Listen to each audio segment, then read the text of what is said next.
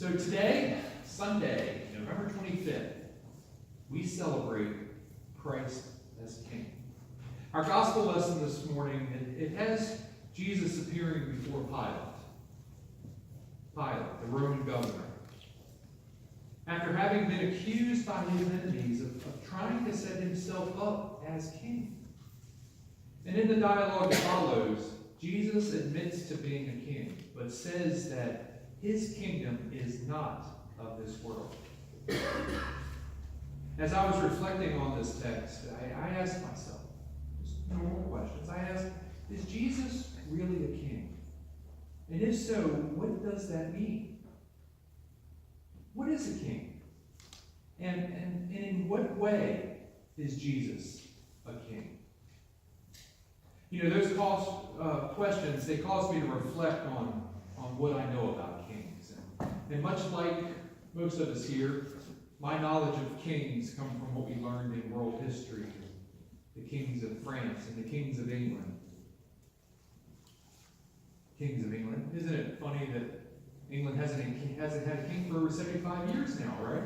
It's been the Queen of England. Queen Elizabeth, she became queen back in 1952. And it sometimes seems that she's going to wear her little pillbox hats forever. Poor Prince Charles, you know. He just sits out there in left field, just waiting. Unpleasant, isn't it? That kind of dilemma. You have to wait for your mom to pass for you to get the job. But, you know, being a king or queen today, it doesn't mean what it used to be, does it? Queen Elizabeth, she certainly enjoys a privileged life, with castles and servants and money. And when she travels, I bet you she doesn't have to take her shoes off at the airport, does she? She doesn't have to go through the metal detector that buzzes at every little key in your pocket or whatever. Queens and kings travel by private airplane, Rolls Royces, Bentleys, Mercedes-Benz. They have servants who send instructions to the kings and queens of wherever they're going, so their servants can have everything ready for them. What kind of water they like, what kind of bed they want to be in, whether it's soft or firm, all that kind of stuff. You know, I once watched a documentary on Elvis Presley, who was the king of rock and roll. That's right.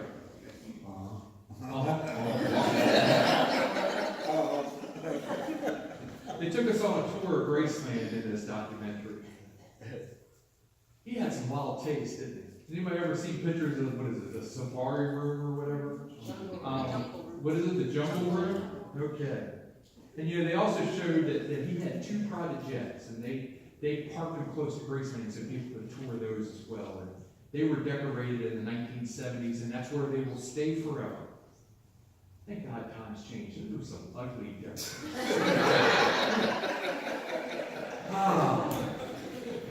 But you know, the kings and queens of history, they enjoyed even greater power. A king typically had the power of life and death over his people, didn't he? Kings lived in grand palaces and they commanded imposing armies. That doesn't sound much like Jesus, does it? Jesus told one of his followers, he said, "Foxes have dens and birds have nests, but the Son of Man has no place to lay his head." Jesus, he didn't live in a palace.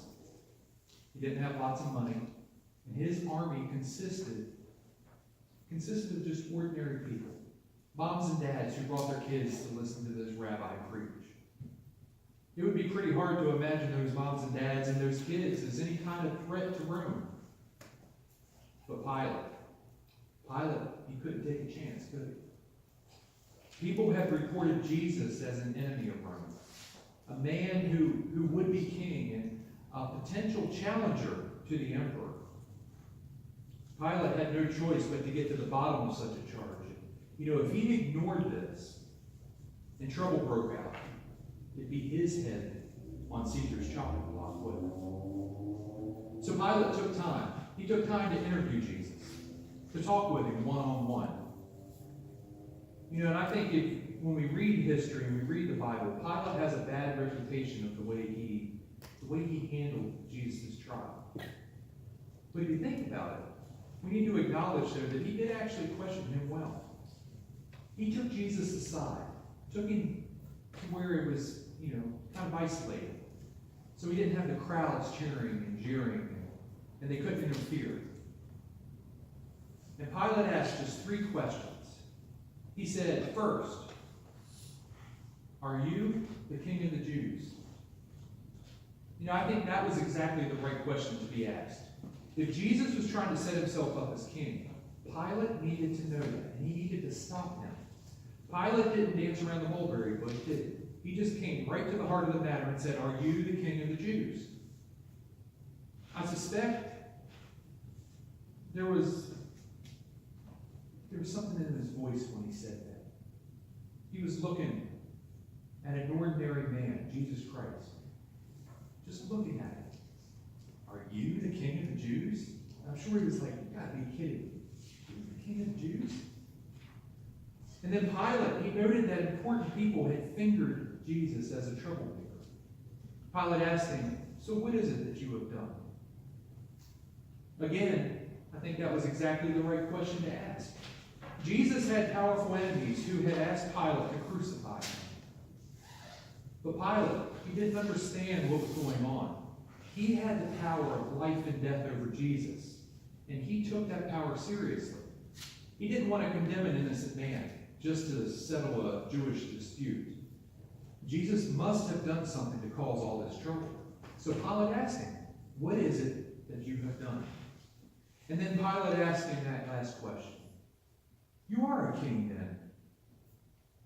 Jesus had said that his kingdom was not from this world. So apparently he saw himself as a king. So Pilate asked, "You are a king then?" And we know the rest of the story, don't we? In frustration, Pilate just washed his hands of the matter and allowed Jesus to be condemned. He didn't make it happen, but he allowed it to happen. But Pilate, he wasn't fooled, was he? He knew that he was being used and he didn't like it. He had his soldiers nail a plaque to the cross that said, "Jesus of Nazareth, the King of the Jews." It was his way of just sticking his finger in the eye of the Jewish leadership. Jesus' enemies, they said, "Do not write the King of the Jews. Write that this man claimed to be the King of the Jews." But Pilate, he answered him. He said, "What I have written, I have written." Was Jesus the king? That was the question that Pilate needed to answer. It was. Is Jesus the king? That's the question that we need to answer. What would it mean if Jesus were king? How would it affect our lives? The New Testament certainly sees Jesus as king. It calls him King of Kings and Lord of Lords. And Paul talks about Jesus as coming down from heaven to be born as a baby and to die on the cross.